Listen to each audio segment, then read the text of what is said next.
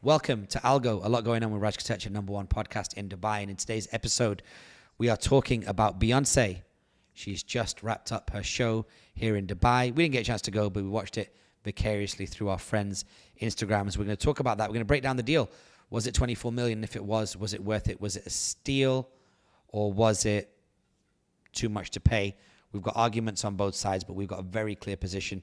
And I'm sure we're going to make you feel that way by the end of the point that we've made, as well as Flo Rida when it comes to big money. He's just got 82 million because he was associated to an energy drink. He's won a court case. We're going to break down that court case and how he got it and what that might mean for the future of endorsements with music stars. Also, Usain Bolt is down a few mil, 12 million to be exact. We're going to find out exactly how that happened. India is now the #1 country in the world by population. What does that mean? Twitter has banned third-party apps. That continues to be the soap opera of the century when it comes to technology, and a bunch of other stories as well that we go rapid fire through, plus some incredible shout outs, including one for somebody who's on our ALGO editorial team. Joining me on the show, as always, is Vic. What's up, man? This was a really interesting episode. We went kind of long, but lots of detail. I think we've analysed a lot of really good stories that have happened recently, and I'm looking forward to the feedback on this one. Yeah, I think this is one of the best breakdowns of the Beyoncé Dubai story that's happened this week. You know, she was in town to do a concert and Hove was around, so a good chunk of that. And what else did we go long on in this episode? Flo Rida? And your visit to Ja Rule, Ashanti and Fat Joe concert. Oh, yeah, sorry I didn't mention that. That was incredible as well. We break that down in detail. So it's a long episode, nearly a couple of hours, but you know, just go through the chapters, jump to the bits you like. And if you do check out the whole thing, make sure you let us know. But in either case, 5-star ratings and reviews, comments, likes is all super appreciated. Without any further ado, let's get into the show. All right, well, it's about that time to get into it. It's the full teardown of the outsider's view of the Beyoncé show at the Royal Atlantis. Of all of the swanky events I've seen, I would almost say to a certain extent, maybe even including Expo, this has had a tremendous amount of buzz going. The who's who, the glitterati of Dubai was there, and it looked like a hell of a show. It looked like it had been rethought from the ground up. It looked like it was a level above Coachella. Beyoncé looked like she was on super form. I think a whole bunch of people living near Atlantis, the Palm, would have also got a bit of a free show out of it because it looks like the AV system was crazy. I've picked up some bits on Instagram, naughty bits, because people were told to put their phones in bags, Dave Chappelle style, so they can't use their mobile phones. But opportunists being opportunists did manage to get some clips and put them out on their stories, which was then quickly picked up by the big Instagram media outlets here in Dubai, who then posted it on their walls. And that gave us a glimpse into what happened last night's show, which did look pretty incredible. Vic, we've not spoken about this all day. What are your thoughts? And also, let me just say, I'm so glad that Jay-Z didn't perform because this would have been an unbearable story had he done so. Okay, thoughts, Vic? Yeah, I agree. I don't think Jay-Z should have performed. I'm glad he didn't. Yeah, man, listen, from what I could see, this is probably the biggest concert in terms of not just the name of the artist, like who the artist is, but in terms of everything that has surrounded the whole concert. Now, we're not just talking about one night. Like, it wasn't just last night, the Beyoncé performance. There was the after party, there was the opening, or like this kind of, you know, opening of the Royal Atlantis Hotel, which is like the Atlantis #2, which is on the Palm, and all the influencers that were invited there for the night before, the dinner, the Nobu experience, the after party, the kind of pre-party, the red carpet. So this became like a whole 2-day like extravaganza. And I think the phone thing is interesting because like my personal opinion is that that was obviously done to make sure that there was like this kind of clandestine thing about it, but you know, it got leaked. But the reality is, I'm sure that people were strategically placed to put content out across the whole weekend, but specifically the show. But Beyonce's show, I mean, that looked that looks like a show to beat. I don't think there's many, if any, artists on the planet right now that could do a show like that. That, from what I saw online, it looked outlandish. I mean, she finished up in the middle of the fireworks and the fountains and the fire show that happens within the kind of within the Atlantis. They've got a fountain show, which is water, and combined with a fire show within the fountain show, plus the fireworks. And she was elevated on this like massive pole in between all of that. I mean, I don't think anyone's going to be beating that anytime soon, from what I saw. Okay, so let me just break some of those bits down. Firstly, you said after party. What after party? There was like some after party at the Royal Atlantis Hotel, I think, if I'm not mistaken, from what I see on social. Oh wait, so I know that after her performance, I know after her performance, Swedish House Mafia performed. Yeah, I think Swedish House Mafia, and I think DJ Bliss was performing, if I'm not mistaken. Okay. If I'm not mistaken. And so that was just like, just like an after party after the concert for the people that went to the concert and that are staying at the Royal Atlantis or were able to go. So that was the after party. So there was that, plus like the pre-stuff that was happening, which was like, all these influencers were invited to Nobu, which was the opening of Nobu, as well as the hotel, as well as the Beyoncé concert. So it was stacked upon stacked upon stacked. So that value prop was really something significant.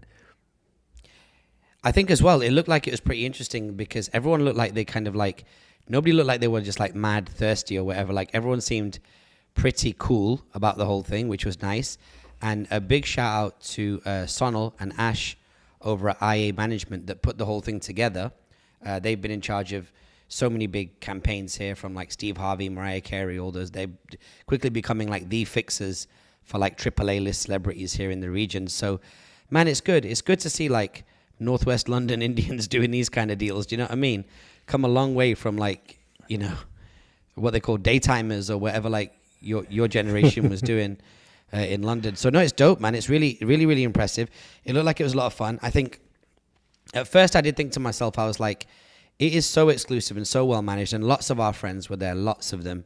And I actually reached out to two of them today, but I think it might have been too short notice, or maybe the party is still going on at Royal Atlantis. But I said, come on here and review it for us. But no word back. Maybe at some point, well, definitely at some point, we're going to hear from some people that were there. But it looked good. I mean, first it was the who's who of the Dubai scene. Also, interestingly as well, like a lot of Jay-Z's inner circle, like his crew was out with him. You know what I mean? And I thought that was really, really dope. There were some pictures today circulating on Instagram, and they've been taken down.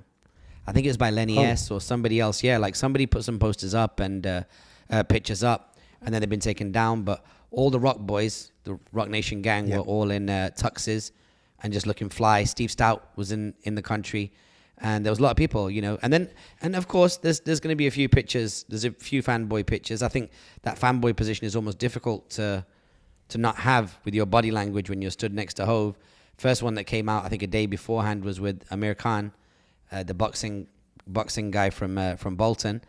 And yeah, man, it was just a vibe. And then from what I hear from folks that were in there, I think Hove did a walkthrough the day before, like 5 minutes.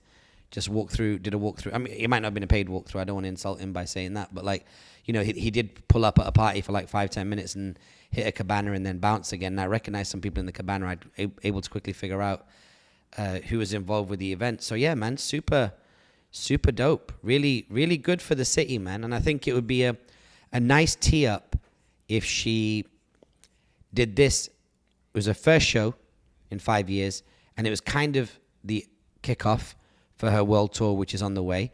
So a ton of press, a couple of other bits and pieces noticed on this.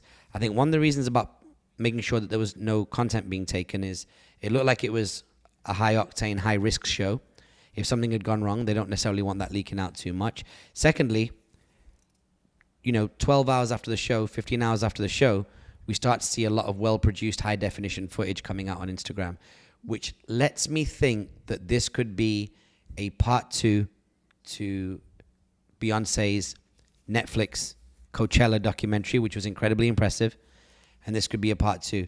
Another thing that I've thought which is quite interesting, which I want to talk about on this segment as well, is this number, completely unvalidated, but it has latched to the community, of 24 million US dollars for Beyonce, and everyone freaking out and being like, that's this many $1,000 per minute of performance and rare. But on a cost adjusted basis, considering the uplift for the country, 24 million doesn't seem like that much. I mean, I don't know that these are the real numbers, but you don't have to be like a veteran of the entertainment industry to be like, okay, well, if it was 24 million payout, maybe 10 to 15% would have gone to, let's say, the booking agent. Then a certain percentage would have gone to management. So you can already trim off, 5 to 7 million there. And then you've got a massive crew of entertainers that came out with a costume, set design, insurance. Everybody landed, accommodation. There's a lot to go with it. And I think this is the number one mistake that people have made when it comes to this number of 24 million US dollars for Beyonce coming to perform here. They're conflating two different types of numbers. They're conflating a performer's fee for which 24 million is high and the amount of money a country invests to promote the country of which 24 million is low. So people that have got a narrow view are looking at 24 million for Beyonce and being like, that's too much money. They're not thinking about the deductibles like management fees and costs and things of that nature. And they're not looking at the fact that, especially for Dubai, where Dubai is right now, 24 million US dollars, if that's what was invested, is a drop in the ocean, considering that it's activated a luxury hotel and also been great for the eyeballs of the whole country. Every single popular Instagram account in quote unquote the culture, hip hop culture, has posted about this today worldwide. That's going to drive real travel and tourism to Dubai.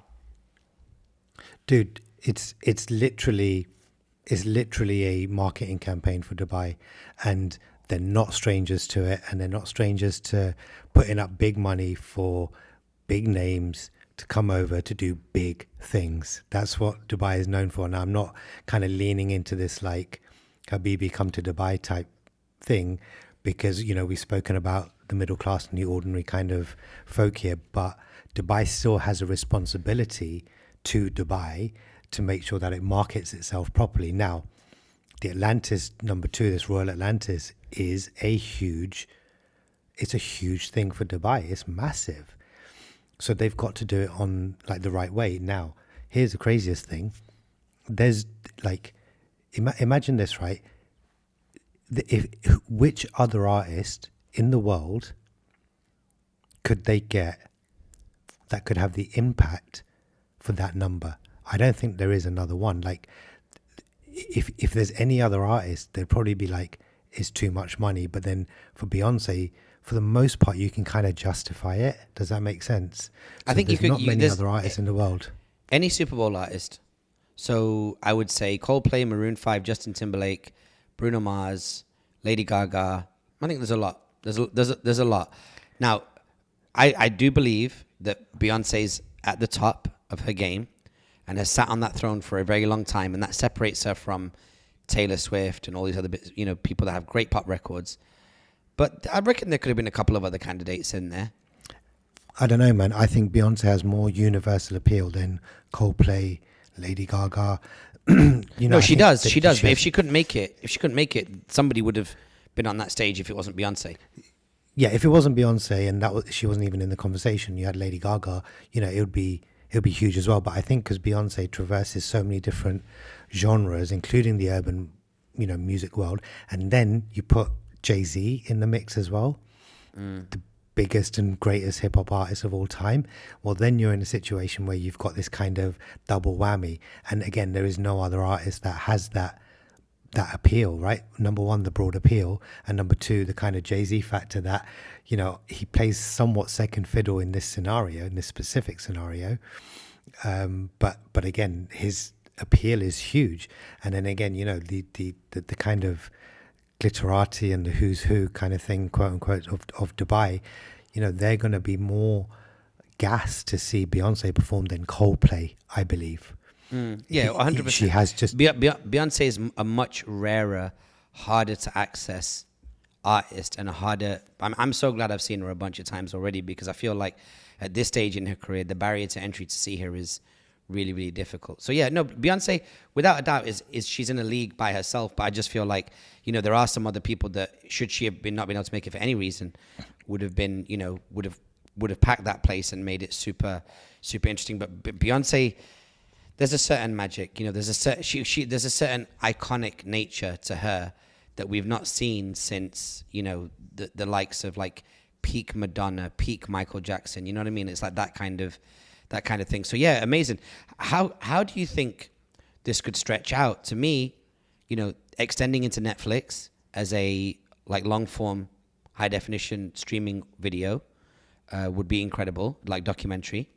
Number two, I would say it would be interesting if at this time every year, peak winter into January, high tourism, if the Atlantis did the Middle East Entertainment Awards, just take that same weekend of every single year and have a marquee artist come and perform.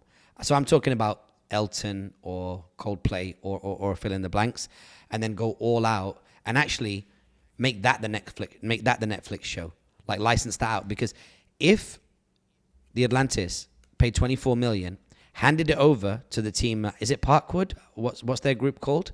Or Rock Nation, or any combination of them. If you hand over 24 million and you also get the footage and a Netflix distribution deal, which will then generate hundreds of millions in tourism. I mean, actually, let me come out and say this. I think 24 million is low. If that's The Wire, that's a small bag, considering the upside that they got on a macro, cost-adjusted, long-term basis. 24 million is a steal. $24 million is a steal for Beyonce, if that's what was paid. It's literally free.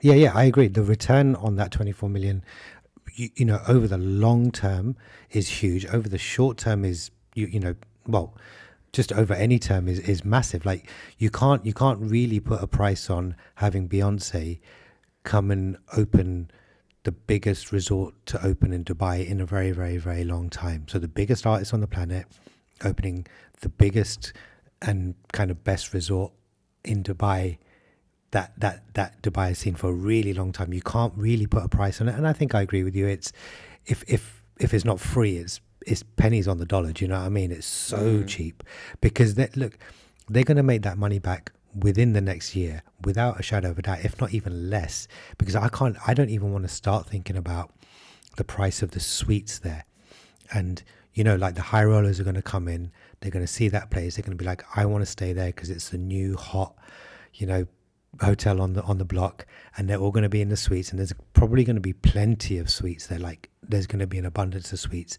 that are going to cost a pretty penny, plus, all the other stuff that comes with it, all the dinners, the brunches, this, that, the other. They're going to make their money back probably even within 6 months, I reckon. I don't even know the numbers, but it's like this kind of wacky little thing I'm saying. But yeah, in terms of how this could stretch out, Netflix, I think, is on the cards. I don't think that's a doubt, because quite rightly you said Coachella, and I think this is not Coachella, but it's another kind of, what do they call it, like bow in the armory or whatever they call it, like it's just another thing. Another string on the bow. Another string on the bow, yeah. So it's another thing for Beyonce to basically put out and go, okay, well, look, my tour's coming up, just promo, and just keep doing it. And she'll have all the BTS stuff, all the kind of, rehearsals and the planning and, the meetings with all the dignitaries and the walkthroughs and all of that stuff that people want to see, like the peek behind.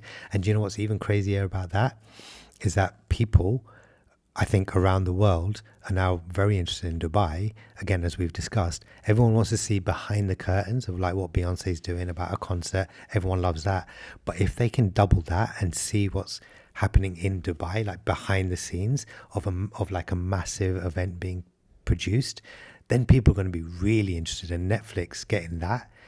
Again, Netflix investing in that, for them it's a steal as well, because people are going to be like more eyeballs on Netflix as a result of Beyonce being on there doing one of the biggest shows this year, like without a doubt, one of the biggest one night shows this year. In terms of a Middle East Entertainment Awards, I don't really know. Like when you say entertainment awards, like what do you mean? Like entertainment from around this region or globally? No, Like, what no, do you no. mean? Like I think they just once a year, same weekend, same space. They have a huge concert, and they invite people because they can repeat this formula again with artists that might cost less and with a content capture, a smaller opportunity or a smaller kind of like leverage. So maybe every single year it doesn't go to Netflix, or maybe every single year it does. You know what I mean? Like this year it was a 1 hour concert by Beyonce. Next year it's a 1 hour concert by Bruno Mars. The following year it's a 1 hour concert by, and just continue to fill in the blanks.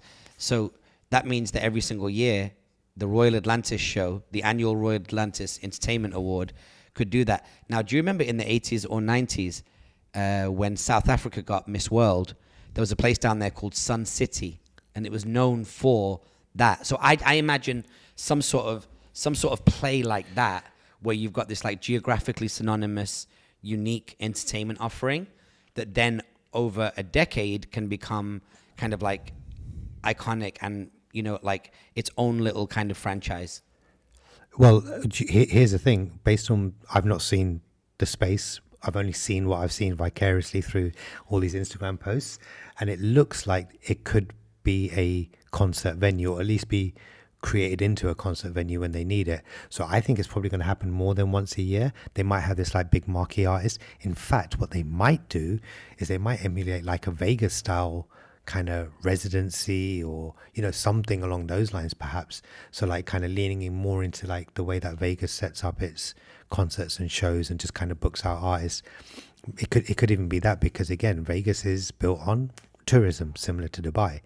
So the amount of people that come in, even if it's like a monthly residency, I'm not talking about every night like Vegas, but it could be a monthly, or they might just have like a monthly show with different artists, and they can they might not pay the big ticket 24 million, but even if they're investing, I don't know, 5 to 7 million each month, it's nothing like in the grand scheme of like the return, and you get your ticket, you get wrapped in, like a room and you get all that kind of stuff wrapped into your ticket.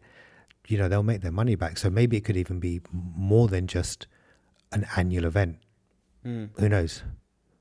Nice.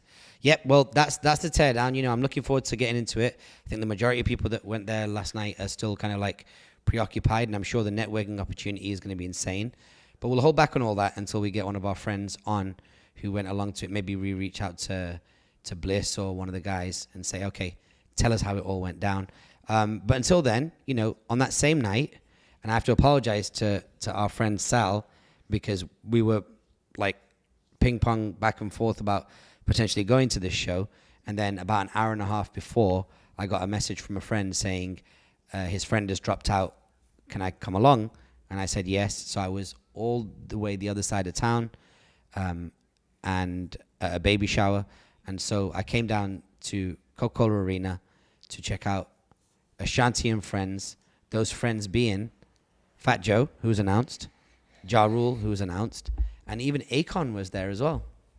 Yeah, good show. And I rang you, and we got into it a little bit earlier on today. And I got to say, over a 20-year window, 21-year window, although 50 just did Super Bowl, and he's got this incredible capability now and in properties that he's got in the TV world, power and all that other stuff.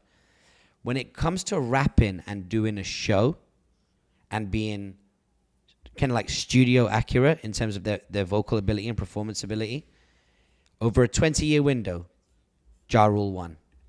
Ja Rule is better today, and it's the only first time I've seen him.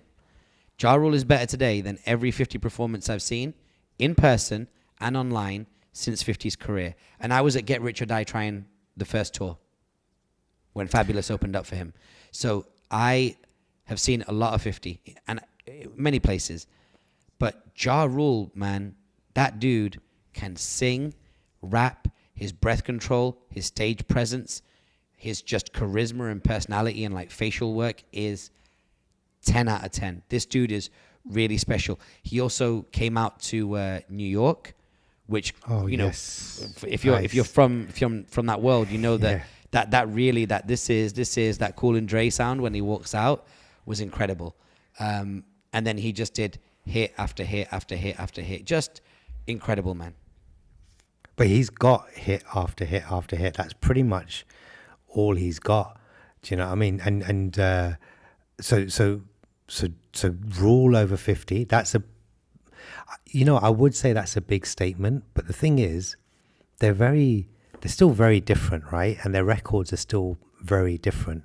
So the way that they get performed, I think 50s records, they're not. I don't think they're made for like the big show. It's a guy rapping on stage. But whereas they're like, Ja Rule's and his whole camps thing is not about just kind of being a guy on stage. It's about the show. It's about the pop records. It's about the sing along.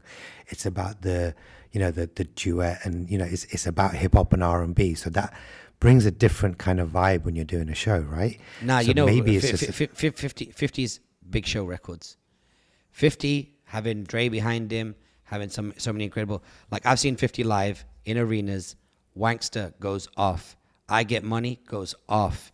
Even Candy Shop and all that, it all goes off. He's an arena artist. I was just talking about how he sounds when he's shouting on his microphone, and then Tony Ayo's jumping around behind him, like filling in the back quarter of the sentence. It's just whack. I'm talking about Ja Rule's got that kind of ability to be like, okay, I sound like this in the studio, and I can give you that live now, plus with that kind of like random analog personality that comes with reciting your record live in front of people. You know what I mean? It's not so accurate that you may as well close your eyes and it's the studio, because of course the guy's smiling and joking and laughing and doing all of his things. He really is a star. I think him detracting and going into like entrepreneurship is the mistake, because when you look at stuff like Fire Festival and all the embarrassment that's come with that, it's bad, because you look at a guy who's a rapper and think, you know what, if you just rapped that catalog right through, it'd have been fine. They were playing Ja Rule and Ashanti's videos, clips from their duets. And there was one of them in the clip where Ashanti's dressed up in a leather catsuit. And they're going back and forth, boy chases girl. And I was like, that's Grease.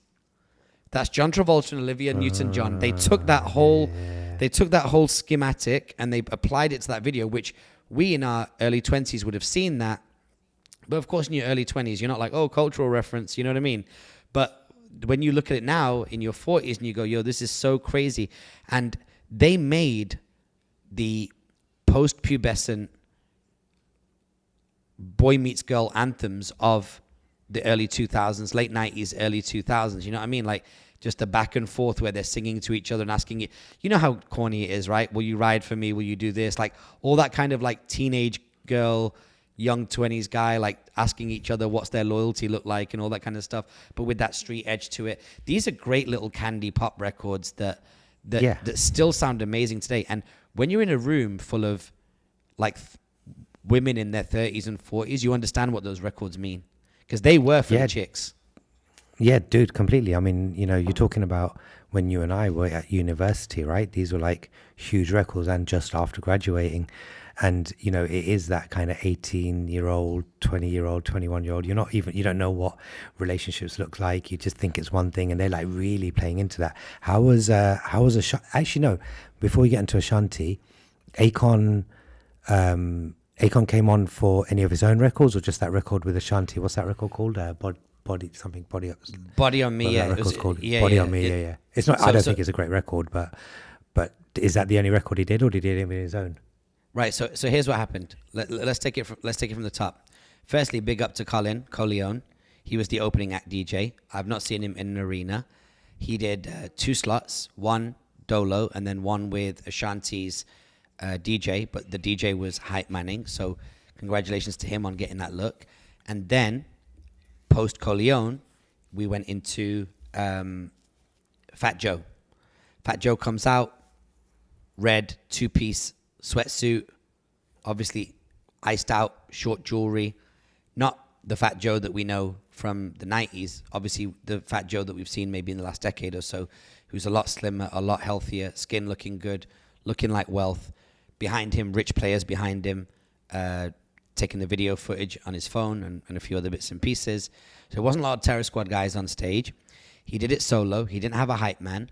I would say, looking at Fat Joe's performance on balance, it felt like a club performance, something that you'd see at like Bass or White or somewhere like that, but just transported into an arena. So it was good. It was good. It was enjoyable. Like, to me, is it weird when a 52-year-old guy says there's a lot of pretty young ladies in here tonight? Kind of weird. I think there's a way that can be, you know what I mean? Like, it felt like he was older, and I know he's owning it, but, you know, that's what it was. I'd have liked to have seen, you know, one or two other guys up there with him, just adding it up there. But here's the thing. Fat Joe's not trying to be a rapper, and he's not trying to be an arena performing artist. Fat Joe started off with the ITC. He's an MC. And from that perspective, he sounds incredible. Now, if I'm not mistaken, pretty much all of the artists performed and did their vocal performance over playback, which means that they were actually basically singing over their own records. Never was this worse than when Akon came out. The first time we saw Akon was for We Taking Over.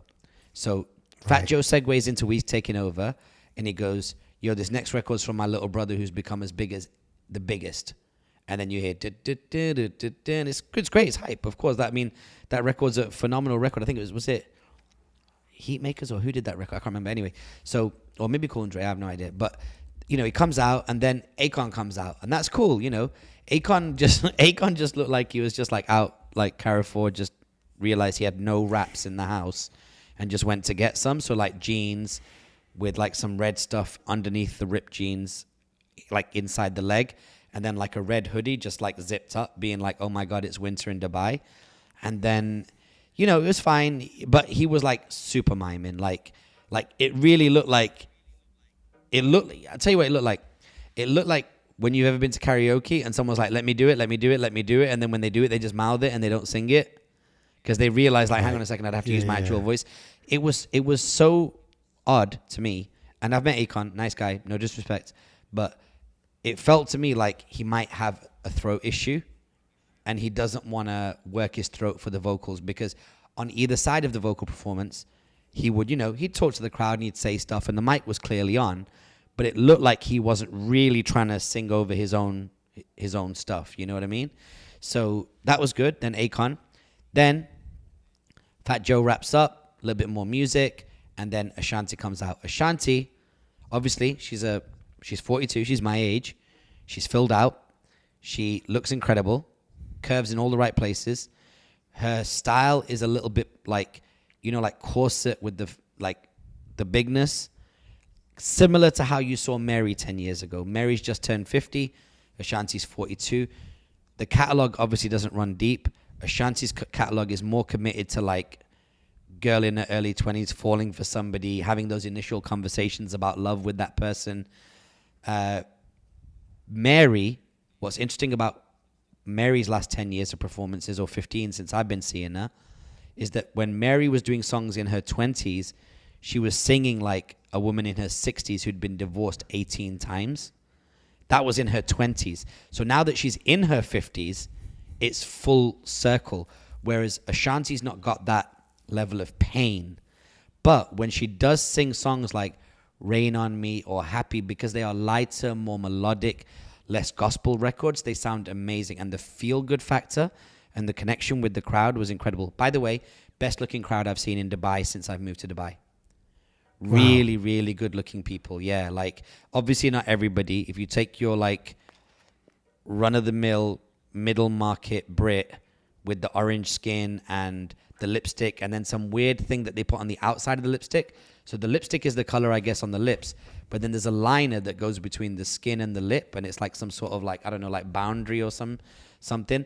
They looked whack. And all the kind of like middle British girls were leathered, as in like using the cocktail stands to be able to kind of put their elbows on and watch the show. But otherwise, it was also nice to see like Arabs and, you know, like people from the region there, like, you know, just cool, like around the way Arab people, like Syrians and Egyptians, modest fashion, not much makeup, cool hair, like just into the music. And I looked at some of these girls and I was like, I wonder where they were when these records came out, because they know the songs.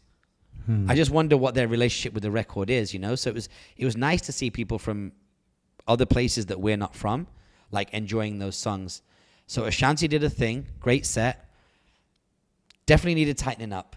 Like, here's a couple of problems with Ashanti's set. Firstly, vocal performances, 5 to 6 times better than I thought they'd be, because Ashanti wasn't known for being a singer when she first came out. She was somewhere in that kind of like Rihanna, if you can get through the set, it's considered a good night at the office. You know what I mean? Now she can sing. But the problem is they had that trigger box that they had 20 years ago. So it didn't matter what the song was. It didn't matter how beautiful the song was. It didn't matter what a vocal performance was. It didn't matter whether she ended on her knees at the front of the stage or at the back of the stage raised up. They did that at the end of the song to kind of like punctuate every song. Yeah. Terrible. Hated that. Terrible. Also, at the end, do you remember at my birthday party, there was that song On the Road where Ashanti did the vocal on it? I think it was Machel Montano and Ashanti. Beautiful song. I forgot that she did it. So when she closed the show, the DJ, who looked like he was like from the islands or somewhere like that, said, yo, should we end it on this? And he plays the record, and I was like, what a tune. And I thought, okay, they're just doing it to fill their phone up, you know, like it's the end, the smoke's going up, whatever. I was like, great tune. They brought out this Caribbean record. Let's all have a good time. Then I forgot. You hear Ashanti singing on the record. You're like, of course, she's the vocal on this record. So then the vibe's even better. Now, what happens is her and a DJ are so distracted filling up their cameras and whatnot that they didn't feel like there was closure. She left the stage, and then when I was like, hang on, okay, you know, she said she was going to leave, and she said that we're going to play this record and be out. But then once she'd said her goodbyes and walked off, there was no like formal thank you for coming out. That all happened before the Machel record. So from a sequencing perspective, she did her formal goodbye from behind the stage, and it just ended messy. So I would say the ending was messy. The show started a little bit late, and the explosion sound, the bomb sound at the end of every Ashanti record, completely unnecessary. But is she a star? Yes. Hair, makeup, costume, vibe, energy, brilliant. Couple of American mistakes. Like, she was like, thanks to you guys, I was on, you know, this was on the Hot 100 Billboard for this many weeks. It got the Guinness Book of Records for this. And I was like, yeah, but all the people in this region didn't really participate from a consumption perspective to the statistics that led to those accolades. But I get it. You know what I mean? You're American. You don't really know. Do you know what I mean? You're just being friendly and thanking people for their support. But that's on a technicality. But brilliant. I would give her a solid, as a performer, she's up there with the, you know, some really great ones. She's not Mary. She's not Justin Timberlake. I mean, Justin Timberlake, I've seen him deliver a 10, but she's a high 8. Like, I would go and see that show again today. She's brilliant. Really good. And Ja Rule. A high 8. Ja Rule, above a 9. Ja Rule was incredible vocally, and also the guy's got an amazing catalog. So really, really good. Really so good. That's interesting because you know, frankly speaking, the comparison. Look, here's the thing: you can't really compare Ashanti to Mary and all these guys. Not really, but using Mary as a bit of a benchmark is pretty smart, because when you kind of think about the music that Ashanti's made, she made it in a moment. Even with Ja Rule as well, like that whole click, that whole Murdering click. There was a moment in time. What they haven't done, and it doesn't sound like they need to, what they haven't done is continued to make music that grows as their age grows and as their fans grow up in age, which is what most artists tend to do as they mature in their kind of artistry and in their career. So, you know, if they're allowed. If they're allowed to, if the industry lets them, like. Yeah, exactly. And we also know that, you know, there was a lot of challenges with that whole record label, with the industry. There was lots of different things going on, particularly like in that whole kind of decade. So when they were there 5 years before and 5 years afterwards, it was messy, right? So yeah, fair enough. But a lot of artists were able to do it. They didn't. But I think that's one thing that that's kind of holding them back to being these like great legacy artists, like these superb cream of the crop Mary style artists. So they're just gonna have to be in their lane and just kind of own it, which it sounds like they're doing based on the performance that they gave. But you can't deny the catalog and the reach and the hits and, you know, the impact it had on music. Because, you know, when we were speaking earlier, they fundamentally changed, or, I mean, whether they changed it or created it, I don't know. I can't really say. But what they did to like the hip hop and R&B fusion sound, no one, I can't think of anyone off the top of my head that has done that to that extent, that well, with that much impact to that sort of specific fusion, quote unquote fusion genre of hip hop and R&B, like Guy Girl. You know, there's no one that's really done that to that extent. There are, of course, but not to that extent. Does that make sense? Yeah, and you know, like Ashanti's, that Guy Girl thing is a really good point, because Ashanti, as an artist that you plug into, whether you're Ja Rule, whether you're Fat Joe, whatever, she's just so complimentary as the girl character in the record. So like, for example, like, you know, she's deep in her set. Joe's done, like, he's off stage. He didn't even come on and do a verse for New York because that was Ja Rule's first record. So that's fair. He let Ja Rule have his space, and it's not a mainstream record. But then can you imagine when you hear like, turn the effing beat on, and like What's Love comes on, and then Fat Joe comes back out again, and it was electric, because you forget how much people like love that record. Like, how many years I spent over a decade cussing out our friend Rishi for his infatuation with Murder Inc., and I cussed out every Indian in Harrow because Ashanti basically showed them how to dance. You know what I mean? And she's not really known for her dancing. She just like does the little back and forth thing. So that's basically, I was like, oh my God, Murder Inc. and Ashanti became the operating system for like Northwest London. But boy, they are good. Like Ashanti and Ja Rule, they probably did 20 minutes together. Like Ja did his thing, and then obviously he blended back into her catalog, and that was miraculous. I mean, you're talking about two people that they look like they were raised on like, their chemistry on stage, they look like they'd come up together from Disney days, like they were that good. Oh wow, yeah. I mean, look, they, you know, we spoke about it earlier. They were a close crew. They put out bangers, and it was really all about kind of making each one of them stars, not in their own right, together as a crew, you know. And that's interesting, I think. But Ashanti also, here's a good observation actually. Ashanti like being very complimentary, and I think again, talking about like Mary and all these other artists, she's not a Mary, she's not in the same league as a Mary, and that's why she's able to complement these records so well, because she's not vanilla, that's the wrong word, but she's kind of safe, you know. She's like in the middle, safe, so you can kind of put her anywhere with any kind of artist, and she'll complement them and not outshine them, and not be too like low down where it's like you forget who she is and she kind of gets swamped underneath the other artists. She can kind of just stay in her lane, and the records are produced that way as well. It's not like they're complex records, you know what I mean? Yeah, they're fun sing along, hum along records. Like any of those melodies are just so easy to recall in your brain and just get down with. Cool, man. Well, listen, I'm glad you enjoyed it. You said there was about 6,000 or 7,000 people there. About that? Yeah, it hadn't sold out at all. I mean, from what I can see, like Coca-Cola Arena is, from what I've heard, from what I think a Google search would show, that it's like 17K. You put in a stage, so you eliminate everything behind the stage in terms of seating capacity, and then, you know, it was a successful concert, no doubt about that. Like, but it felt thin, like it wasn't a packed concert. You could at any point in the night politely make your way to the front if you wanted to. Like, oh, wow, okay. It'll be 2-3 deep at the front, but you know, someone's gonna let you through. It wasn't like you're at like a Wu-Tang show, do you know what I mean? Or like where like, you know, you're either at the front at the beginning, or you're not getting anywhere near it. So yeah, it was I think, so it was brought by Full Circle and that whole team, which, you know, good for them. They did a good show. They've got I think Afro World and a bunch of other things they've got programmed for Dubai this year.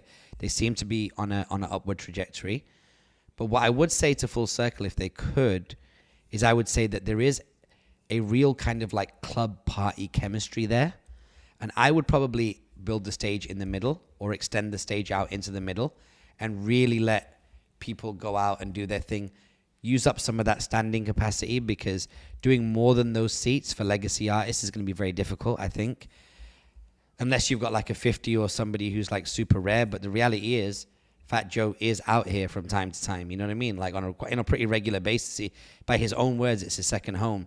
So you're not talking about that like, I'll never see this guy again. Truthfully, before the end of the year, there's probably going to be at least another 2 Fat Joe club performances here. So yeah, I would just say like, don't be as ambitious as the full arena capacity, but do something ambitious inside an arena is how I would suggest that they format it, so they can continue to have people that are in the pecking order of where an Ashanti and a Jar might be. And many of them did verses, so we know who we're talking about. And just have them come out and have a good time. I would say you could go all the way from like Ashanti all the way up to an Usher and not have all the pressure of filling the stadium out while still using the arena in an interesting way. See, it's interesting. Just we'll move on from this in a moment. But using Usher as kind of like the kind of upper limit of the benchmark, that's really interesting because you're suggesting, and I agree, here in this market, Usher couldn't sell out an arena.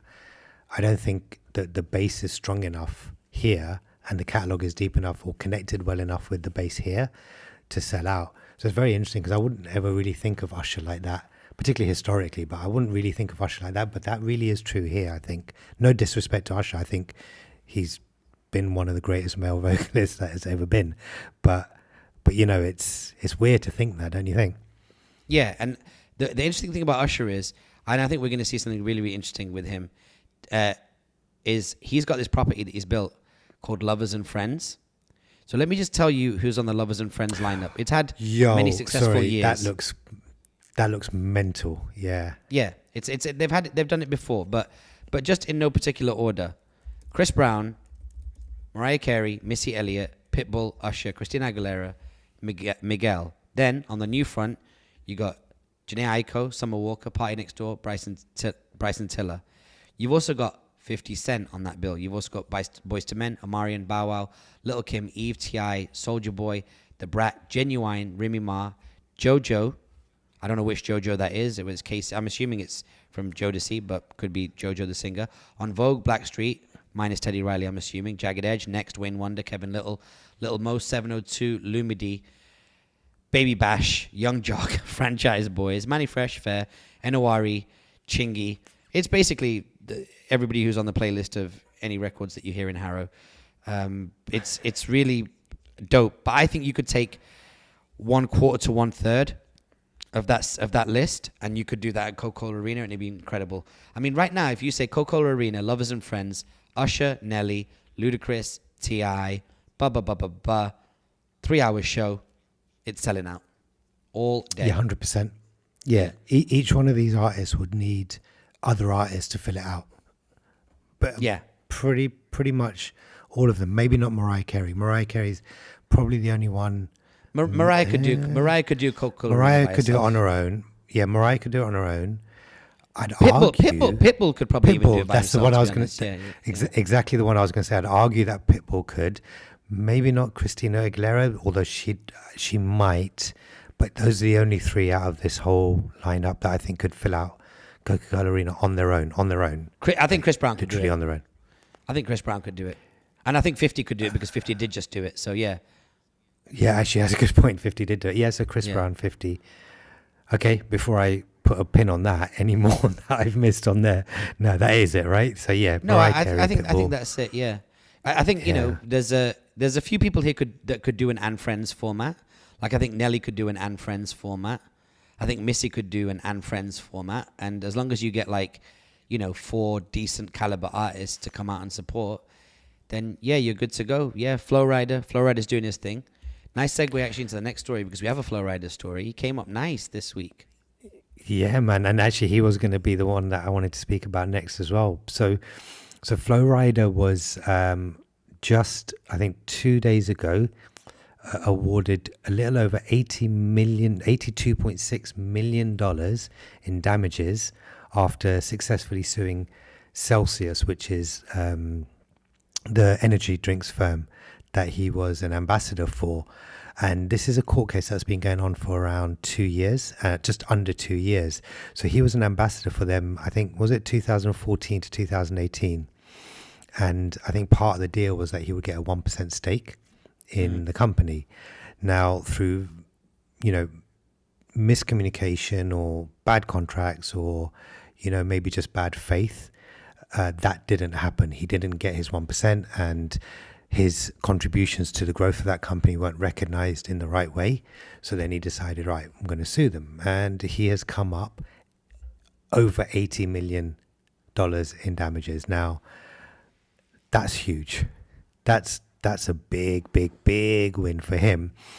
And I'd argue that if there is any other, this could set a real precedent for any other artist that has endorsement deals with brands that may have kind of ended in bad faith, or they may not have got what they were deserved, or maybe contracts are a little bit ambiguous and there's some kind of way in for a lawyer to be able to go, right, let's relook at these contracts, and is there a loophole? Is there something that we can do to maybe sue for damages or get what we kind of deserve? Because there's a lot of artists that have been ambassadors, whether officially or in any other capacity, for loads of brands, and that have propelled them into success, huge success, particularly like clothing and things like that, particularly when you look at hip hop and clothing, right? So good for Flow Rider. And I think that this is going to open up just a whole bunch of new court cases. Whether they win or not is kind of irrelevant. We're just going to open up a whole bunch of new ones. What do you reckon? I think if you're one of the kind of deal makers in the brand world who does not want rappers and people from that community to participate on an equity basis, this literally reads like a horror story. This reads like Nightmare on Elm Street. Now, what's interesting about my relationship with the brand Celcius is obviously, I first heard Anand from group chat talking about it, and I was like, okay, yeah, interesting. I then saw it was available in my gym when I was at UFC. I purchased it. Phenomenal drink. Typically, the shares would trade somewhere around that 100, 110 mark. They've had some incredible growth. This deal was done with Flow Rider in 2014, so you can imagine that Celcius was a very different brand at that time. And it was an equity deal. I think it was a couple of blocks of shares of 250,000 shares, and then another 250 based on performance. So it might have been 750 shares, which on today's market rate, as you rightly said, would generate about 82.6 million. I think in his pocket, US, there could be some capital gains. Definitely at these kind of numbers, the lawyers that he's working with will want to participate in some of the upside as well. So they'll probably be able to take a slice of the action. But it will move Flow Rider into a very interesting space. It will give Flow Rider the personal liquidity of somebody who has done M&A in the hip-hop world, like a 50 or whatever. All right, 50's exits were like north of 200 million, if I remember correctly, for Vitamin Water. But to not build the brand and then go through an exit and just get this through suing the company and taking what's rightfully yours and still walking away with 82.6 million, actually, net, it's a pretty good deal for Flow Rider, to be honest, because he's not had to go through an IPO. He's not had to go through all sorts of, I would argue that's even more complicated. This looks like a clear-cut case of him getting jerked. You're right, there is bad faith. There was bad faith acting in this that took place. And he got what's rightfully his, and I'm glad, man. This feels like justice. And I feel like what would be incredible is if he can do it once, he can do it again, because what we do know, looking at, KSI and all these other folks, is that when hip hop aligned and went into like consumer goods, clothing, obvious, fragrances, that had its time in the sun. Alcoholic beverages definitely had its time in the sun. But now, energy drinks and like consumer packeted, these kind of items like cans, cartons, really, really interesting. I think we're about to see many, many more of these as time goes on, because you look at the operating margins, you look at the brand value, you look at the way that they're able to go out and reach and touch the people through activations. It's not a formula that's going to break anytime soon. Yeah, and let's not forget how huge Flow Rider is. I mean, he's pushing, I think it's like, just on the last thing that I saw was like 18 million records sold worldwide. So, he's one of the biggest selling artists in the world, right? So his reach is ridiculous. So forget and I think this is probably not about the money for him, because the money he'll be making on his records plus any other investments that he's made in vodka and various other things, obviously the money is going to be something, but I think this is more about making a point about his value and his worth, because he's not in a position where he needs to kind of go out and kind of prove himself, right? And prove who he is and prove his value. Whether you like his music or not is really kind of not relevant. He's made an impact musically. He sold a crap ton of records, and he's had, you know, he does sold out shows, and he's been doing sold out shows. So it's not about him kind of being this like desperate artist trying to prove who he is and his value. This is about him going, no, this is because I want to show everyone why I'm so valuable. Does that make sense? What I'm trying to say? Like, I don't think it's a money play. Well, it's not 100% a money play. I think it is a money play, because whatever things he's participated in, you know, you got to bear in mind when we were playing Flow Rider when he first became popular, there's the beginning of the streaming era, end of the like physical like era, and pirate, and it was, you know, it's also coming out of piracy. So I think he's probably not had the revenue opportunity from music unless he goes out and does like live work. And I'm sure that's been great for him. But let's say he gets to pocket, through some sort of freak of nature economics, he gets to pocket 40% of this after fees, taxes, and capital gains and everything else. That's still $32 million. I don't know if prior to a deal like this happening, if he was even able to sit on 32 million liquid, unless he's going out to like West Africa and being given like, you know, 8 million in a bunch of bin bags. You know what I mean? Like, unless it's going down that way, I still think this is a significant amount of money. But I do agree with you that this is let this be a lesson to other people that want to work with him. And he doesn't need to put out records every single year.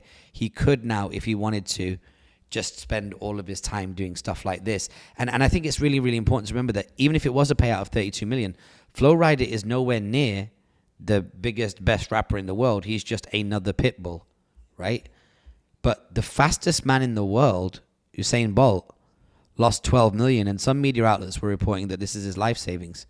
So to even be a Flow Rider means you've got an active burn rate. No matter how much money you're making doing shows, you've got flights, you've got management agency, so on and so forth. So I don't know how much these guys are able to net. I wouldn't be surprised if Flow Rider was only netting, you know, I don't know, 5 to 8 million in his pocket per year since the beginning of his career. So this 32 mil on top is going to be a very thick layer of icing. Yeah. Don't get me wrong. I'm not saying like the money's not important. Like, I'm saying that I don't think this is just about the money. Do you know what I mean? I think there's, yeah. Like no one's going to turn their nose up at a gross settlement of $82.6 million, of which you're going to make anything between, I don't know, whatever it might be, 40 and 60% or 30 and 50% of that, whatever that number is. It's a sweet two years of work, you know, like 2 years in course. Yeah, it's stressful or whatever, but to come out with that money is going to be great. Even if he made 20 million out of it, he's going to be happy. But again, I think it's part and part, right? Like, the money's good, the money's important, and then it allows him the kind of freedom and flexibility to do basically kind of whatever he wants. But but I think it's more about that. And then I think I don't know if he's this kind of altruistic or anything, but hopefully other artists and, you know, their kind of business managers and their kind of legal team will see an opportunity in this to go, okay, well, look, if there are brands out there that have like gypped us, or that's been going on in the industry, as we know, for a long, long time, maybe there's a way that this can kind of stop that from happening, you know, being taken advantage of, all artists. So I first heard this story because 50 posted like, congratulations to Flow Rider for taking Celcius to court. They did him wrong. I always thought that was his drink. And then even Doja Cat, huge artist today, was saying, oh, I thought this was Flow Rider's energy drink. So I think the US consumer, pop consumer, hip hop consumer probably had this tie-in for a long, long time. You know, this isn't like when Buster did something with Sprite, where Sprite is Sprite and Buster's Buster. I think people actually thought like this is one of his drinks. So no, really good to see that all settled. And it's good that it didn't work out the way that Usain Bolt's week worked out. Yeah. So I don't mean to laugh, but just the way you segued it, to be fair, that's what I'm laughing at. But apparently he's been, like you mentioned, he's been scammed out of $12 million. So it's you know what? It's really a little bit vague, this story, because there's not a lot of details. So apparently this is a certain amount of money that he has in investments back home in Jamaica, and the people that kind of run this for him and the team around him have only just found out that from around $12 million, he's got $12,000 left in that account. Now, I am reading around, that's not what he's worth. That's not his life savings, but they're kind of coupling it with the fact that he's retired and it's leading like his investments for his retirement. I think that's the kind of message that they're trying to get across, rather than it being his like life savings. So yeah, man. I mean, he's definitely worth more. I think he's like worth like over $30 million from stuff that I'm reading online.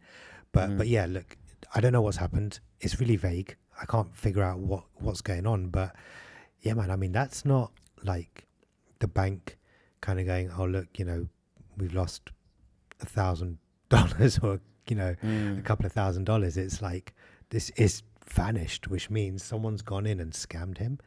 And I can't give you any specifics because I can't remember off the top of my head, but there are lots of stories of like particularly actors that have their business managers scam them.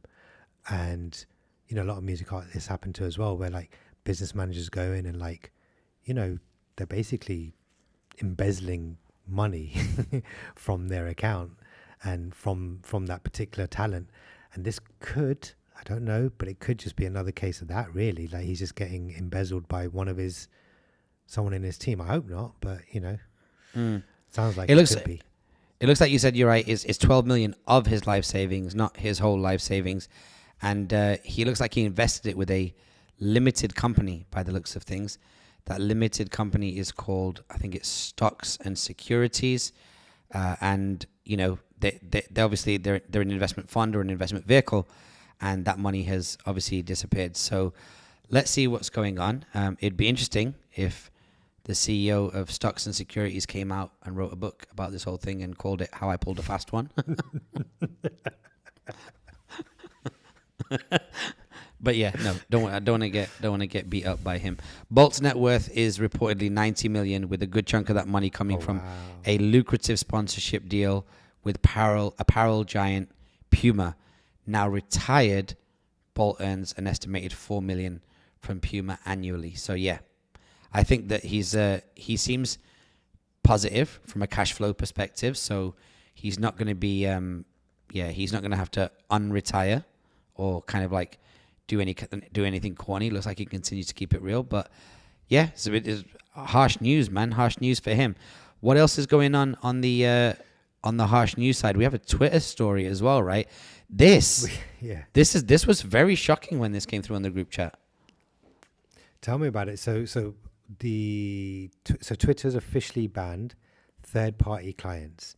Now, when we talk about third-party kind of clients, we're talking about software that connects to Twitter through an API that allows you to effectively post on Twitter using these apps, like things like Hootsuite and things like that. That like scheduling software, or you can do mass kind of publishing of tweets on Twitter.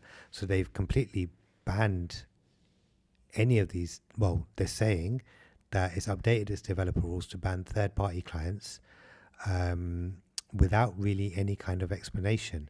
So what it's stating is that you can't use Twitter's API or content to create or attempt to create a substitute or similar service or product to Twitter applications.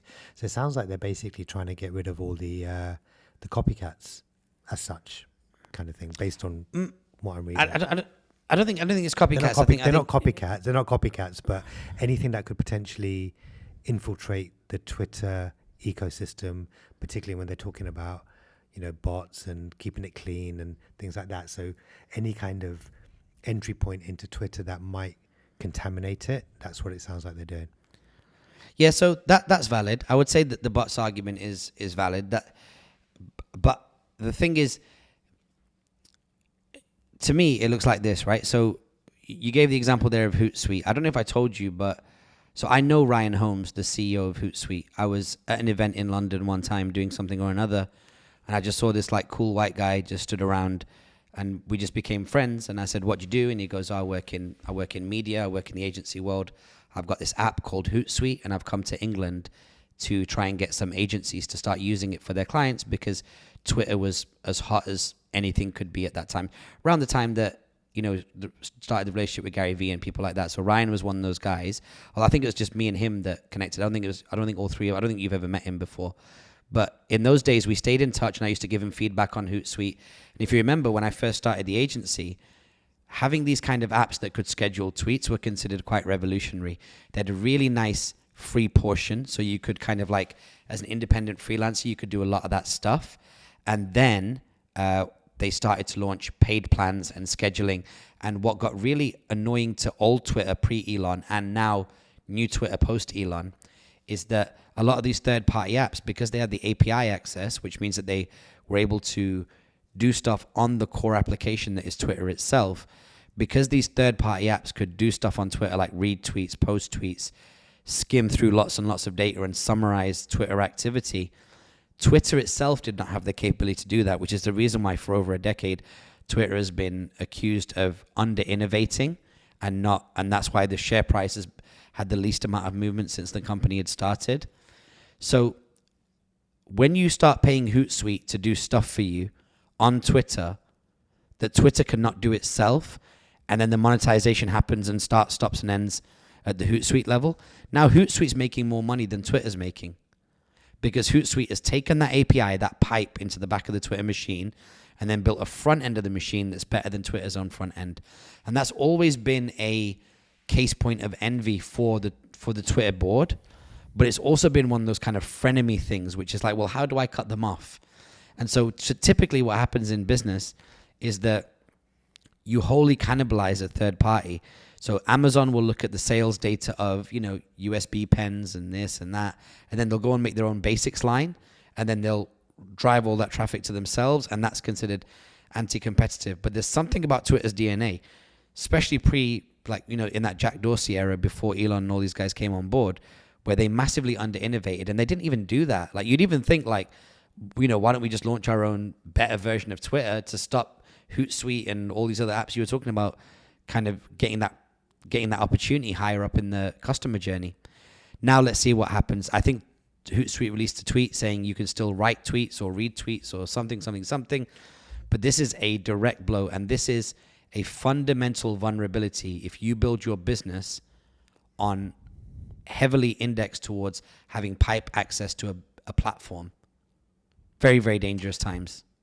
So what do you think the likes of Hootsuite and the like can do? Because monetization is a very good point. Twitter can then start increasing ad spend because they have direct connection with the end user. But now if Hootsuite, and I'm using Hootsuite as the example, but any company like Hootsuite that is plugged into Twitter in this way, what can they do? What do you reckon they can do now? Like, how do they pivot? A bunch of them are probably just going to bunch of them are like small little, whatever they are, they're going to just disappear, I imagine. But what are these like bigger companies going to be able to do?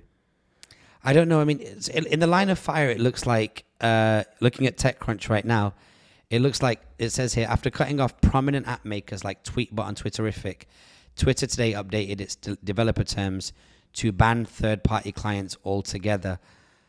What you do, you do what you do when you get chucked out of the club and it's over. You're going to have to just go and build another business.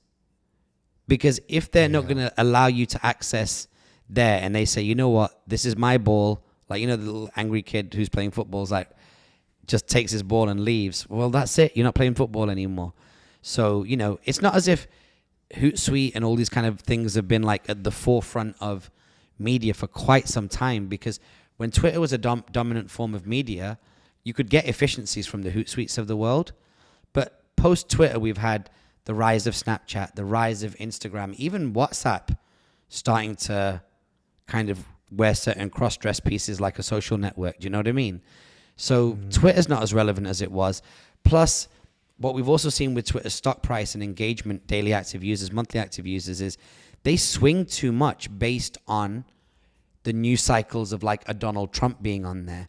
Like if 1 to 5 accounts on that platform can significantly move how much that platform is used by, like, let's say, a point or 2-3 points, well, then you're way overexposed. That platform's too heavy on the controversy that a Donald Trump might bring to the platform.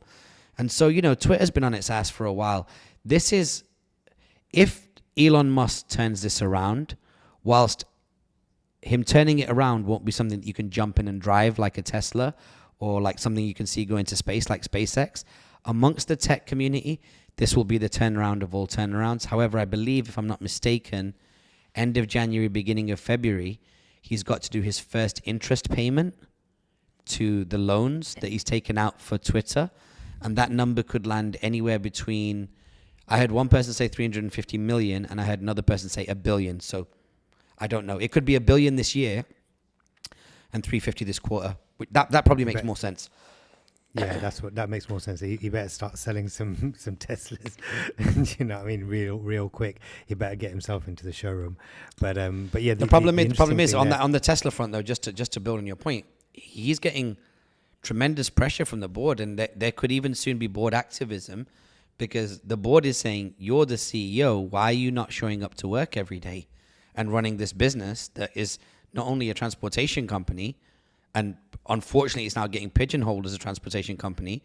You were supposed to be the future of energy, but instead you're building you're trying to revive a very terrible basic social network.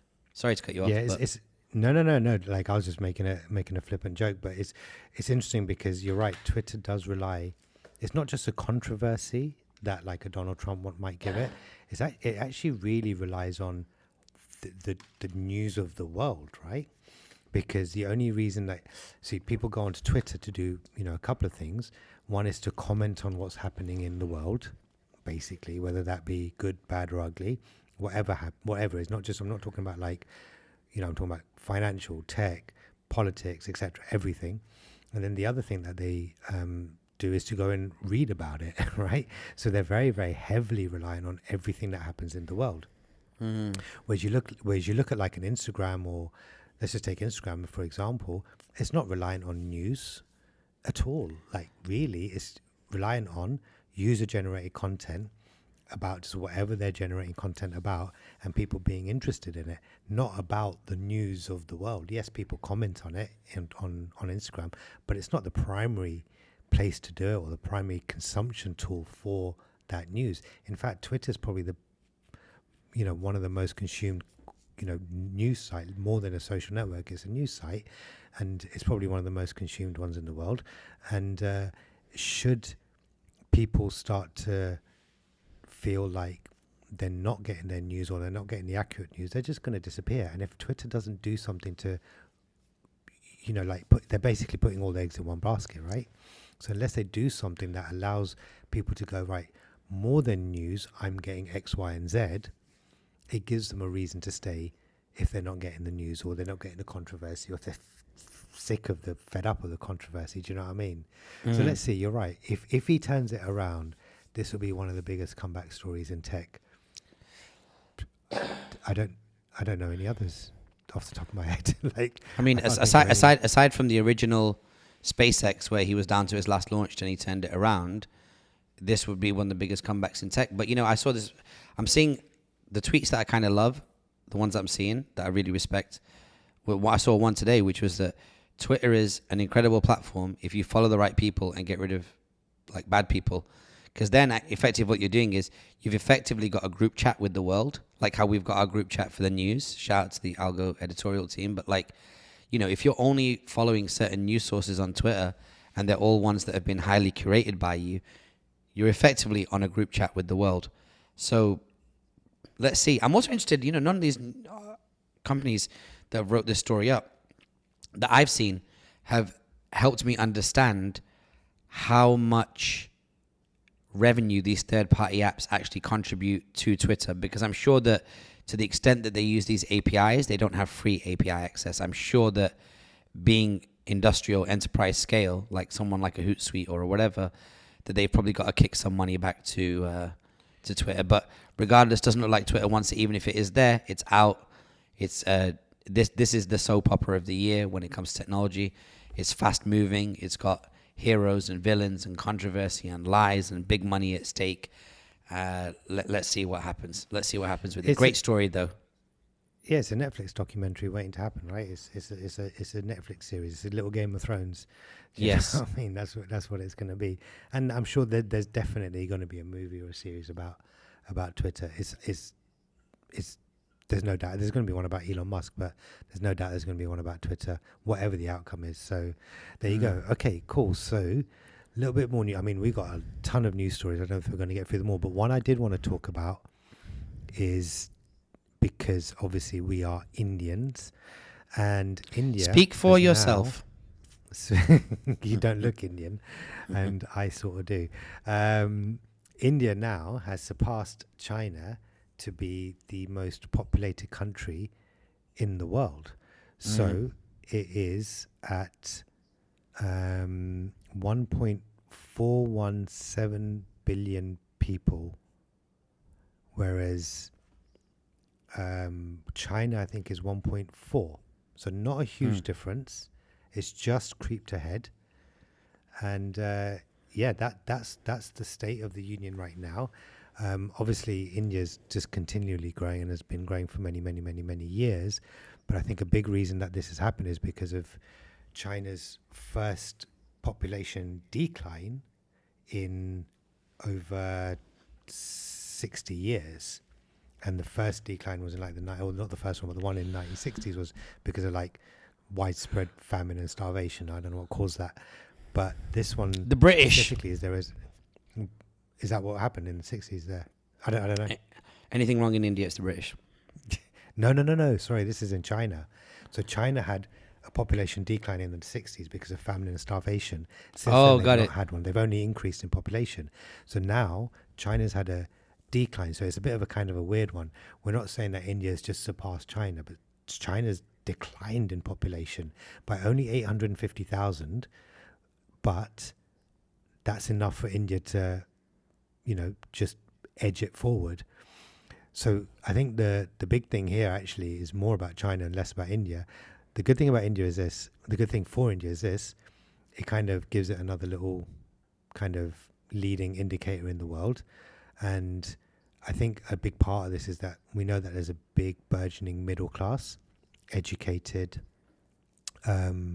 much more free and quote unquote westernized, but with the Indian kind of culture backing it. Well educated, lots of good opportunities for not just tech and finance and the traditional ones, but also in the creative arts. So I think this is going to give that opportunity for India to continue to rise in that. And on the flip side, for China, with the decline in population, it's an aging population. So now they're in a position where they don't have people of a certain age that can progress the country forward, which has a global impact because so much reliance is on China in terms of manufacturing and a variety of other things. So this is an interesting time. I don't know what it means in the long term and how it's really, really going to impact, but those are my kind of just like quick kind of observations. But it's good for India, man. Like, it's a nice little number one in spelling bees and number one in population. Yeah, I think this is an interesting time because India's been awash with controversy since Modi took over, in terms of like the rise of the right wing popular nationalism and populism, which we even had a conversation with this about with some Indians from India as well. They were saying like being nationalistic or patriotic is almost en vogue in India. So that has been a distraction from an economic perspective. But yeah, if you look at the demographic data, like whereas the top of China's age demographic, and I don't know the numbers, this is just from learning over the years, there's lots of elderly. And I think about half of the population, you never know with India, but about half the population is under 30. So depending on the under 30s attitude towards procreation and having kids, you could actually see over the next 30 years, the population of India continue to grow. And then there's the fact that you've got this like curve inversion, right? Where China goes below India's upward movement and they cross, and it looks like it's just crossed. But in addition to that as well, there is the adaptability of the Indian people, because they are a democracy and because they are a free trade economy, And because they export so much talent, they openly, India's one of those weird places where they can afford to have a brain drain. They can afford to have a brain drain. Like they can let some of their best and brightest go because there's 1 point something billion of them. There's always going to be enough doctors knocking around to handle, like, you know, giving young Suresh the stitches that he needs when he falls out of a tree. So the India's got such a glut of like human resources and human talent, and then they're exporting people. The diaspora is an economically strong diaspora that has really high remittance power. Like there are lots of Indians working overseas, whether they're working in construction here in the UAE or whether they're working in Silicon Valley, that are sending money back to India. So it's a strong economy, and I think that it's been downplayed because the last couple of years have been tricky. You know, India had a shortage of oxygen, so that was kind of like a dethroning during the pandemic. But let's look at the cohort that India sits in, the BRIC economies, which is Brazil, Russia, India, China. China, tricky, not a democracy, frenemy relationship with the rest of the world. Russia, at war. Brazil, I actually don't know, but I know that politically there's a lot of turbulence there at the top in terms of protests amongst different parties. Along comes India and goes, rising middle class, half of our population is young, we're educated, adaptable, we've got a lot to export, we've also got a rising middle class, so we're actually open to importing. I think GDP-wise, there's still a net growth economy. It's just a nice bit of news. By the way, please don't think that I'm being nationalistic or pro-India. I don't care if India's Poland. This is just if you look at like the high-level economic like makeup, the architecture of the country, this is what it spits out. It's still a weird place where you're going to have to stop your car if a cow's walking past. But, you know, as a country, it's worth noting this. It's funny because, you know, the BRIC economies have been discussed for many years. And India's kind of always been, I feel like India's always been overlooked in the BRIC economies. Like it's always been this kind of underdog, and, you know, Indians are very kind of not outspoken and very like, you know, it's kind of seen as a humble and meek kind of culture and society, and they don't like to blow their own horn.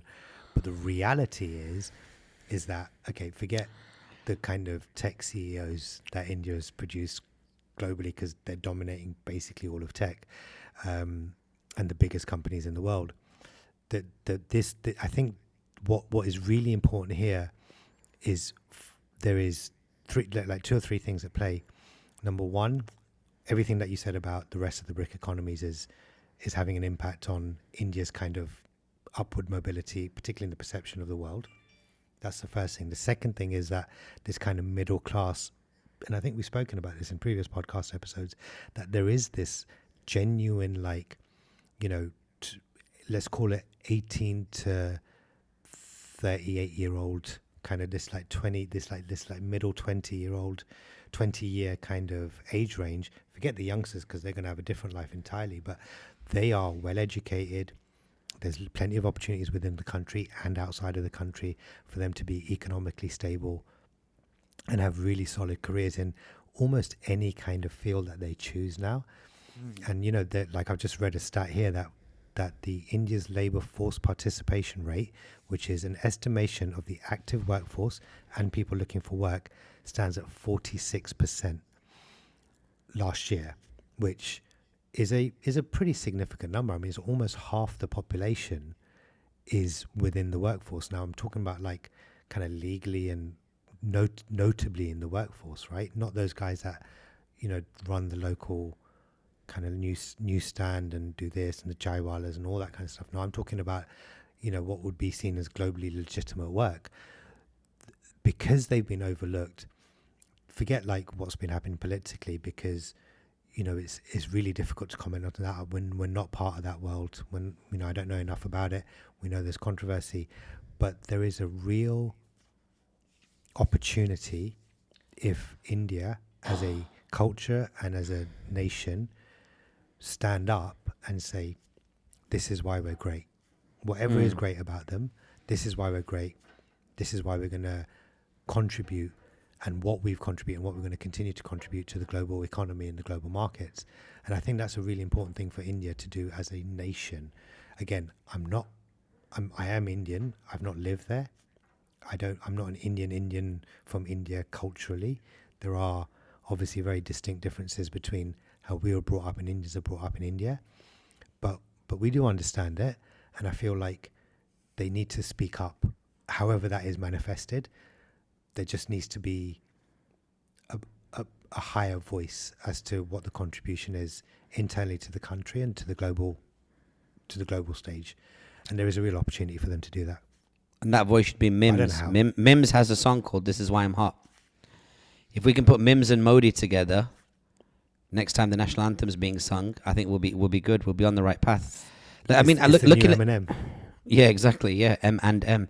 It's, I mean, just looking at India. I mean, look, we spent some time with some Indians from the top of their society. Quite impressive to learn about them and what they're into and how they kind of carry themselves. And then we also spent some time recently with some of the nerds, right, that are coming up, like the coding kids coming out of high school. And I was like, I remember, like, I mean, we were both there in the room when we saw these kids building like whole metaverses and virtual reality environments for, like, they basically built the docks of Dubai, and they built virtual environments in 6 weeks where they can pick up containers and move them and then use those virtual environments to train people. And I was like, what the hell are these little weird mutant Indian kids? Like, how are they so freaking smart? Like, at 14 years old, I was like wilding, like, just, you know, listening to music, chasing girls. Like, it's like, how are these kids like sat in front of their MacBooks, like coding for this much time? So they've got this really interesting community that's coming up. It still feels like a little bit of a rote learning community. It still feels like one of those kind of communities, like, where the glitz and glamour will still catch their eyelid. You know what I mean? Like, my man was here the other day. What was his name? You know, Shah Rukh Khan?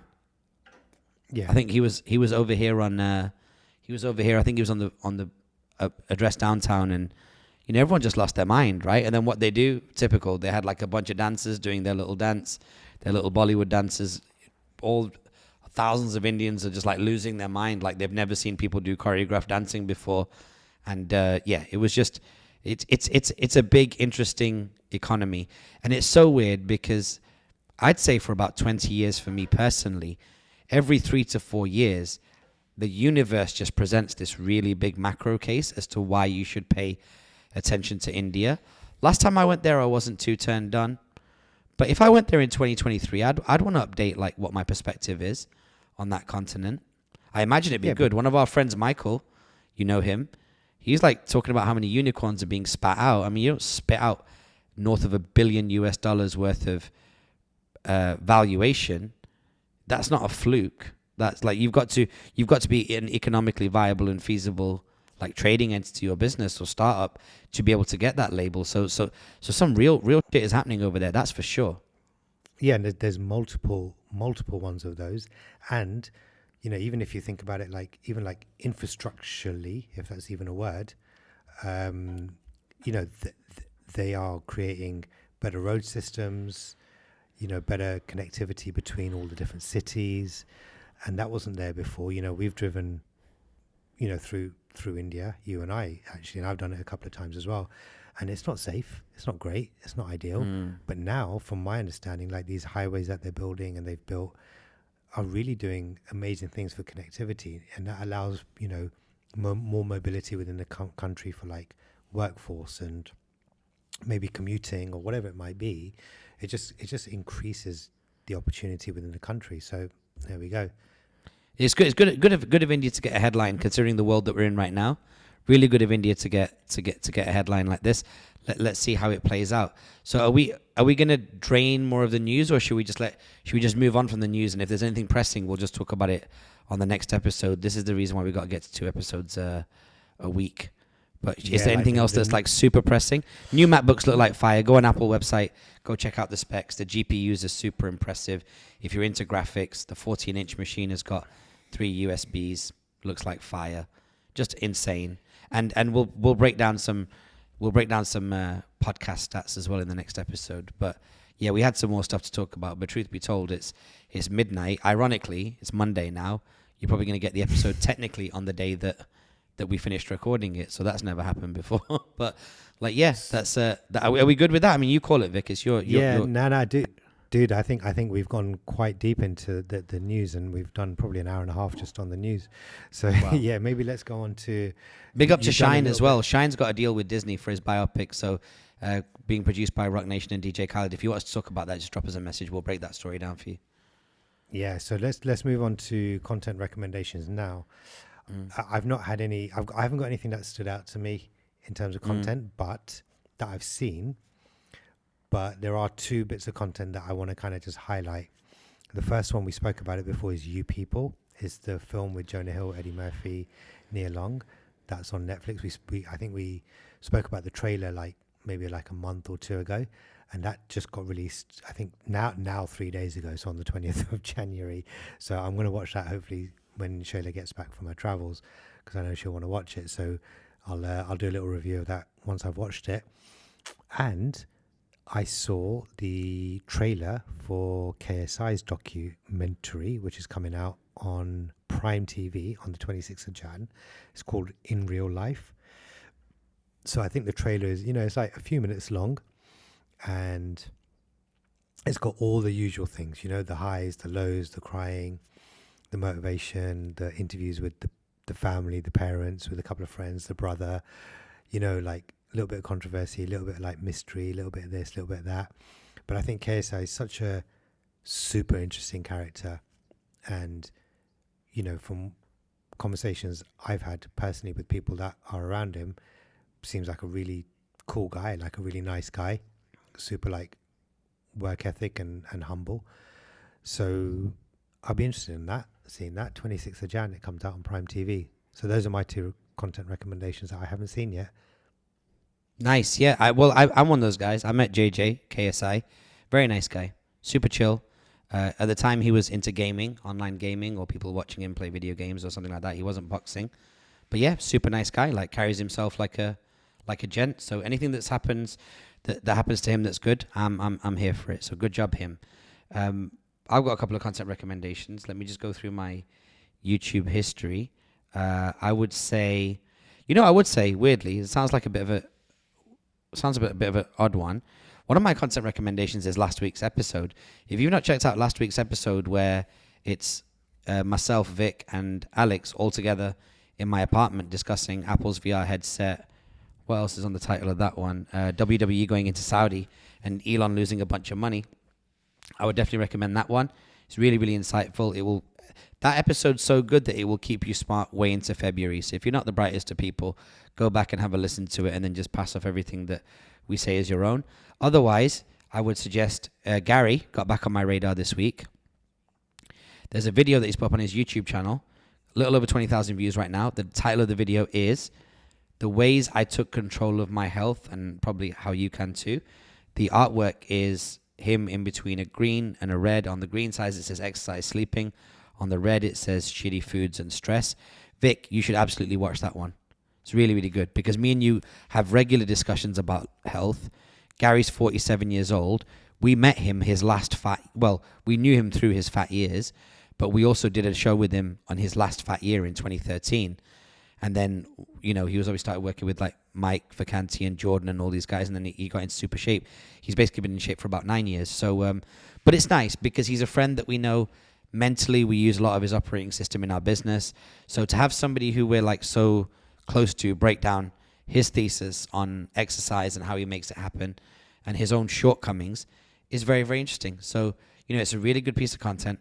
I would highly recommend that people go ahead and check that out. That's really it from a content recommendations point of view. Oh, and I started playing Absol's album last week. Shout out to Mikhail Sylvester. Me and him were texting about the album. It's a really good album, well worth listening to. So yeah, go ahead and check that out. Very, very, very good piece of content. I don't know if I've got any other content recommendations, to be fair. Bit rushed. Sorry this week, guys. Yeah, no, it's a bit light on content for me as well. I've obviously just been listening to the podcast that I listen to normally, and nothing's like stood out that I think someone should like really go and listen to. But yeah, these are the two. Cool. So let's move on to shout outs. Actually, no, there was a couple we wrote down here. J. Cole, Procrastination. He went on YouTube. There's a thing on YouTube where if you want to get your beat seen, you type in the word like type beat, which means it's the type of beat that you'd expect with this artist. Somebody put up J. Cole type beat.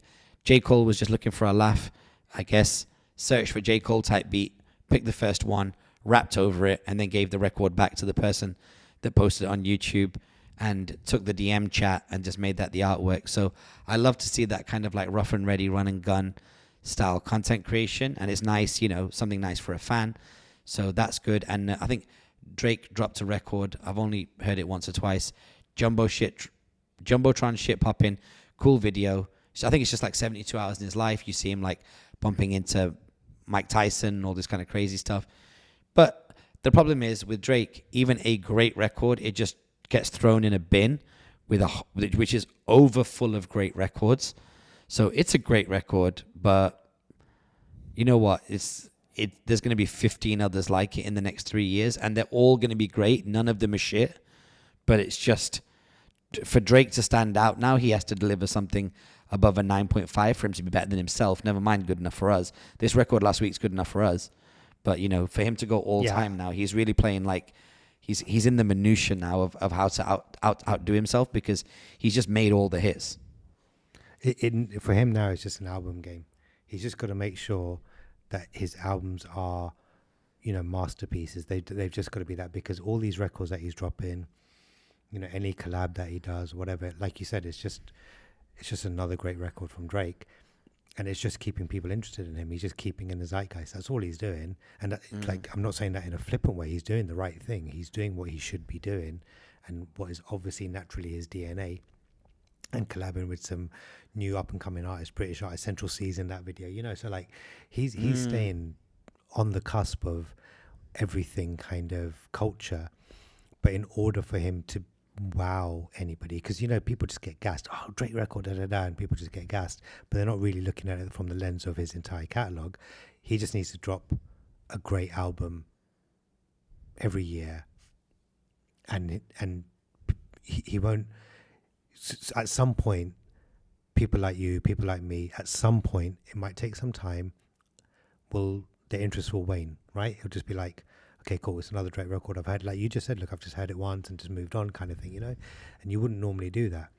So to keep the interest of like someone like you, someone like me, someone like any one of our peers, he needs to drop a solid album every year that can't be criticized as such. Do you know what I mean? It's got to be a work of art. So there you go. Cool. No more content. Yeah. Shout outs. Yeah. Shout outs. So big, big shout out to our boy Abs, who it's his birthday today. So happy birthday, Abs. I don't know, man. What can we say about Abs? Abs came up. Well, Abs started carrying our equipment when he was 16. When we were DJing. Yeah, somewhere between 16 and 18. I remember I was with the Lester family, and this Abs, who I've known since he was much younger, I remember just thinking to myself, this guy's freakishly tall now, 16, 17, and he just wanted to be down. And like many people, he was given a shot, but like very few people, he really, really ran with it. He ran with it more than a lot of people. A lot of people have come around wanting to work around us, and he's done super well. So shout out to him and his whole family, who we're very close to. But happy birthday, bro. Just keep hustling. Speaking of KSI, he's on that team. So, you know, I know his world is extremely exciting between all of the stuff that KSI is doing in his ecosystem. So, yeah, big up Abs, man. A wonderful birthday. We never get to see him on his birthday. I've got to make sure that changes in the coming years. But, yeah, big ups. Yeah, man. Happy birthday, Abs. And another big happy birthday for my niece, Mia. It was her birthday 3-4 days ago, 19th of Jan. So my younger brother, Shamik, it's his little daughter who turned 2. Just a cute, just a bundle of cuteness. Just a beautiful little girl. So happy, smiley all the time. So happy birthday to Mia. Yeah, that's it, man. Happy birthday to Mia. Happy birthday, little Mia. What's good about this podcast, is obviously when it comes to us, she obviously doesn't really know us per se in that sense, certainly not a personality perspective. Might get some name, image, and likeness pop in, but not much more than that.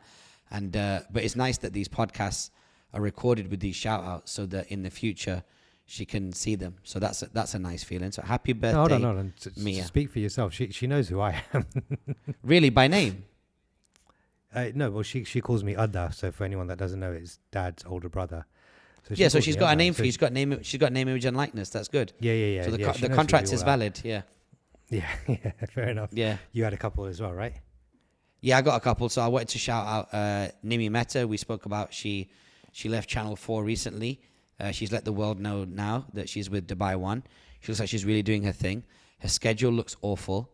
Her output on Instagram has like tripled or quadrupled in terms of the amount of stuff that she's doing. But she's a former client and she's a alumni from the 4Ps of content. So always love to see her doing well. And now that she's on TV, she becomes the second person to come that's spent time in our ranks, that's found themselves on TV. We got nothing to do with her going on TV, FYI, but I'm just saying, like, it's amazing that she's kind of like able to ascend through there. So big up to her. Speaking of radio talent, Pretty Malik. So when I was over at the joint the other day, Ja Rule yesterday, so I saw Pretty, and you and I were at a meeting recently, and she walked in, and I was like, it's not really, she sat down to have something to eat. I was like, now's not really the time to kind of step out of our meeting and go and say what's up. But we're all in the concert. The concert had like a club vibe, just like being in the club. So I went over, said, yo, I definitely see you doing your thing, and these are our mutuals, and blah blah blah. And she was mad cool, man. She's from New York City, and dressed super fly, just doing her thing in the concert. And just wanted to say shout out to her. It's nice, you see people on billboards, and like it's a very Dubai thing to just see them out and about.